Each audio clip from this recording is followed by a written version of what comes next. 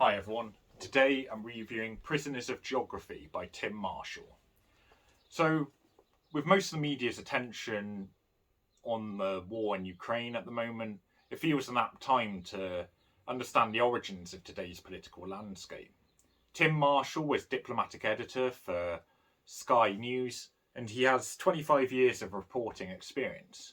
He has penned several successful books on geopolitics, and this one I'm reviewing today is the first. So the premise for this book is that it takes 10 maps from across the world and analyses the key relationships there geopolitically. For example, one focuses on the Middle East, another on India and Pakistan. I really like the maps that were included. Even in the paperback, they were produced in a clear and attractive way. This is, of course, very much a westernised view of geopolitics, though. It usually does a good job of not letting bias creep in by sticking to the facts and the repercussions and what Marshall deems the expected response or interpretation by the countries in question.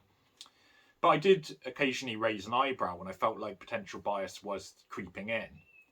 However, I do recognise it is difficult to make these interpretations from the perspectives of totally different cultural backgrounds, standings and circumstances.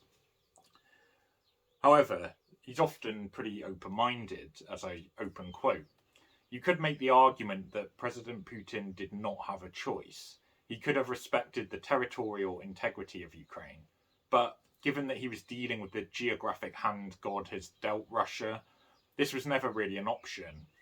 He would not be the man who lost Crimea, and with it, the only warm water port his country had access to, and I end quote, that's page 19. So sometimes Marshall is trying to see the other kind of perspective.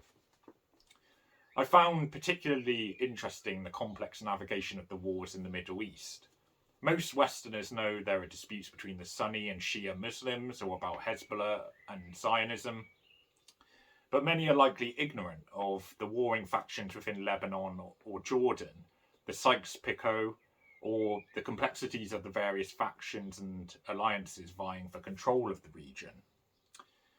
The geography of locations is described and explored really well, and the implications of the Urals, the Baltic Sea and Baltic countries for Russia, for example, are covered really well.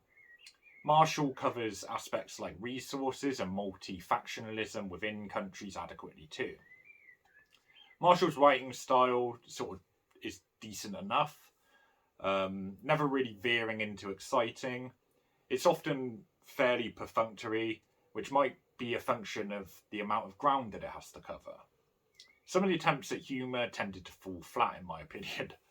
In terms of delivering the information, it definitely does the job and is readable enough in terms of writing style. For readers already familiar with geopolitics, some of this will certainly be too basic, not to mention I'm reading and reviewing it a couple of years after the publish date. It really is for more of the generalist reader who probably doesn't have a background in geopolitics and wants to just understand the various tensions, and it does a good job of introducing and achieving that. The analysis is often all too brief, though, before moving on to another country, faction, or geographical phenomenon for you to get a detailed understanding. It's worth noting that the sequel to this book, which I think is called The Power of Geography, appears to follow a similar format.